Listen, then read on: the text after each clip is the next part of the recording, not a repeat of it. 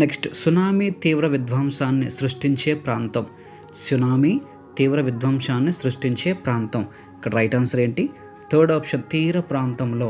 ఓకేనా, తీర ప్రాంతంలో right answer. Third option right answer. Next భూకంప విపత్తు తీవ్రతను తగ్గించే వ్యూహం. భూకంప విపత్తు తీవ్రతను తగ్గించే వ్యూహం ఏంటి అన్నప్పుడు ఇక్కడ రైట్ ఆన్సర్ భవన నిర్మాణ design. Okay, second option right answer. భూకంపాన్ని కొలిచే సాధనం. భూకంపాన్ని కొలిచే సాధనం. ఇక్కడ రైట్ ఆన్సర్ ఏంటి? Third option seismograph. Seismograph third option right answer. ఒకే రకమైన తీవ్రత గల భూకంపాలను పొందే ప్రదేశాలను కలుపుతూ గీయబడిన రేఖలను ఏమంటారు? ఇక్కడ రైట్ ఆన్సర్ ఐసోసీస్మల్ రేఖలు అంటారు. ఒకే రకమైన తీవ్రత గల భూకంపాలను పొందే ప్రదేశాలను కలుపుతూ గీయబడిన రేఖలను ఏమంటారు అన్నప్పుడు ఐసోసీస్మల్ రేఖలు అంటారు.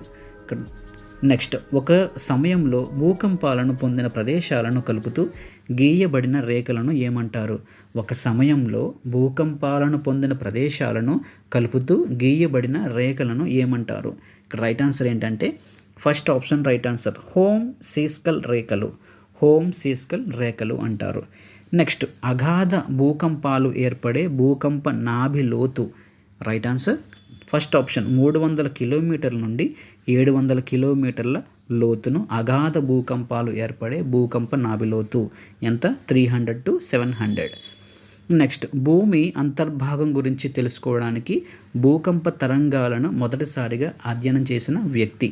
భూమి అంతర్భాగం గురించి తెలుసుకోవడానికి భూకంప తరంగాలను మొదటిసారిగా అధ్యయనం చేసిన వ్యక్తి ఎవరు అన్నప్పుడు ఇక్కడ రైట్ ఆన్సర్ సెకండ్ ఆప్షన్ మెహరోవిచ్.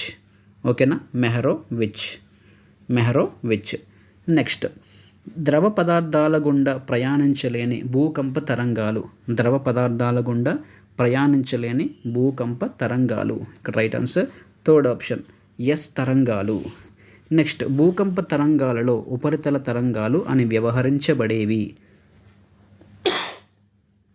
భూకంప తరంగాలలో ఉపరితల తరంగాలు అని వ్యవహరించబడేవి.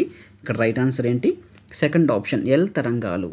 నెక్స్ట్ నిషా తుఫాన్ ఎప్పుడు సంభవించింది? నిషా తుఫాన్ ఎప్పుడు సంభవించింది అన్నప్పుడు రైట్ ఆన్సర్ 2008 సంవత్సరంలో.